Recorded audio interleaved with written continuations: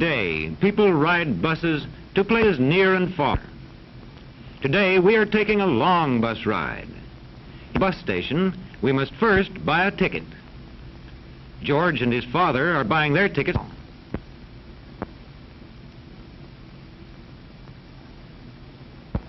They are just in time for us coming into the station. It is big and full.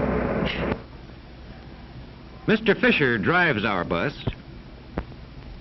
This man tells us when the bus is ready. He talks through the loudspeaker. Platform 5. 7:30 coach for Somerville, Easton, Harrisburg, Bedford, Pittsburgh, West. Time to go. Many people are going with us. The porter puts away our baggage in a space under the seats. Mr. Fisher takes George's ticket.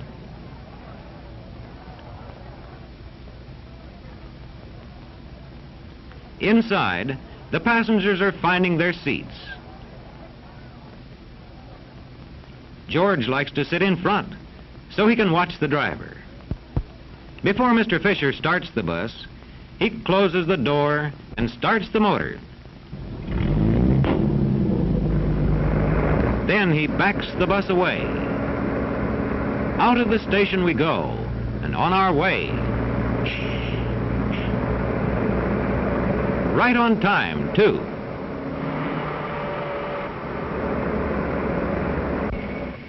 Mr. Fisher drives carefully in crowded city streets, watching out for cars and people.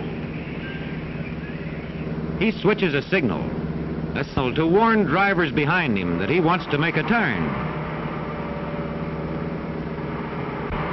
One last look at the tall buildings as we leave the city behind. Soon we are out on the open highway, a highway that is like a river flowing from city to city.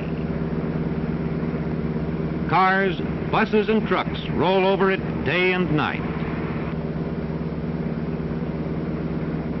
George likes to see the big trucks like these, hauling all kinds of goods to factories and stores.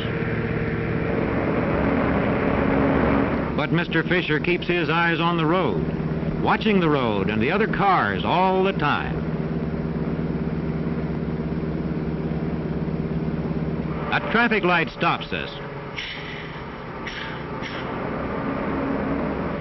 We will lose a minute or two here, and Mr. Fisher has to keep track of the time.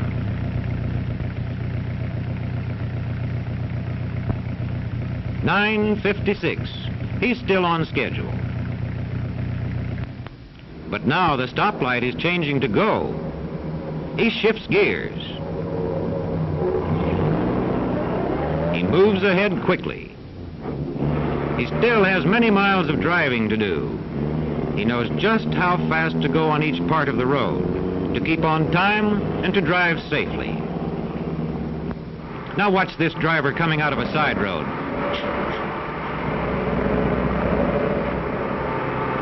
Mr. Fisher has to look out for all kinds of careless drivers on the highway.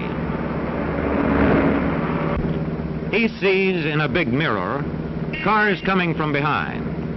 Here comes a car past now. And here comes another.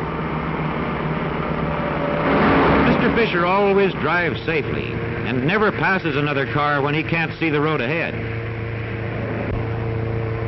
Now we are riding through a fine farm country.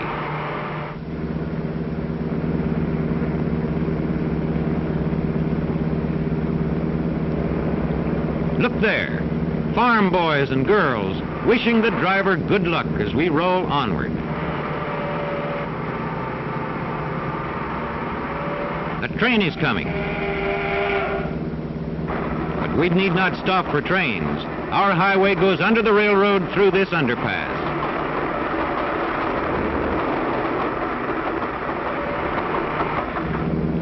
As our bus goes on, the passengers are having a pleasant time.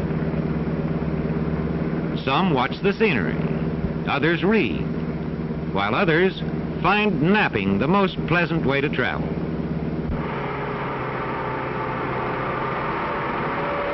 Look ahead. There's a car stalled on the highway. Our driver puts on the brake. Then he turns out carefully. The driver must be ready to act quickly. At last, we're coming into another city.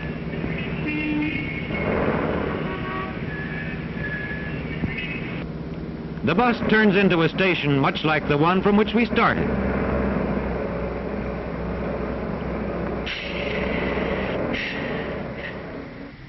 Here, some of the passengers are leaving us. This is the end of the trip for Mr. Fisher, too. And so George tells him goodbye.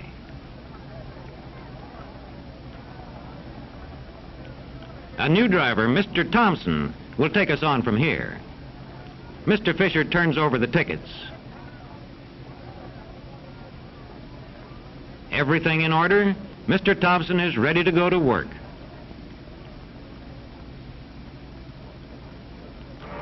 Soon we are leaving the city on the second part of our trip. We cross a broad, beautiful river.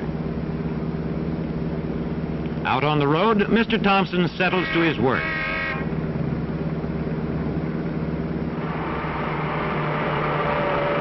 In a little while, we reach the entrance to a great superhighway.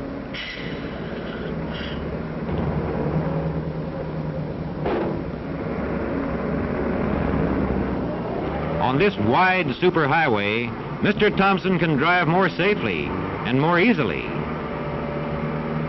And passengers can ride more comfortably, too. Cars that cross this highway have to use bridges overhead, like this one.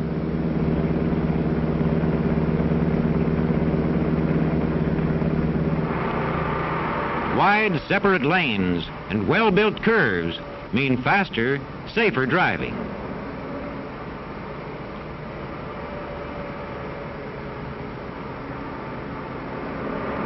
We are nearing a mountain ridge. It is a high wall across our path, but we plunge into this tunnel and right through the mountain. Out on the other side and down the mountainside into the valley beyond.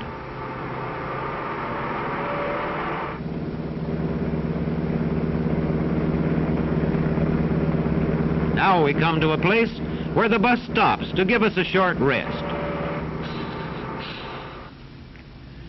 A place to stretch our legs and to eat lunch. A nice lunchroom by the side of the highway. While George and his father and the other passengers have lunch, Mr. Thompson makes sure that big motor, plenty of water and oil.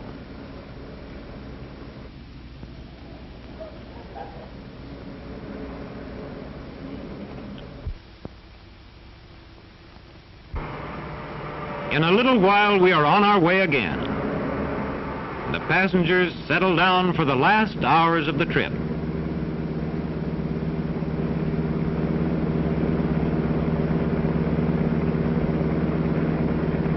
Mile after mile goes by as Mr. Thompson drives on.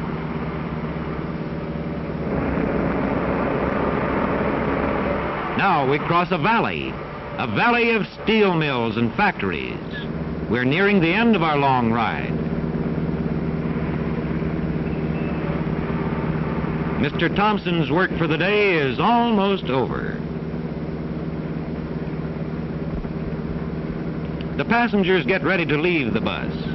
Hats and coats go on. Journey's end.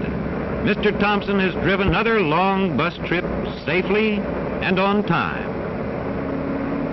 Tomorrow, he will drive back over the same road. Now it's goodbye to Mr. Thompson and goodbye to George. Let's hope we'll take a bus trip together again very soon.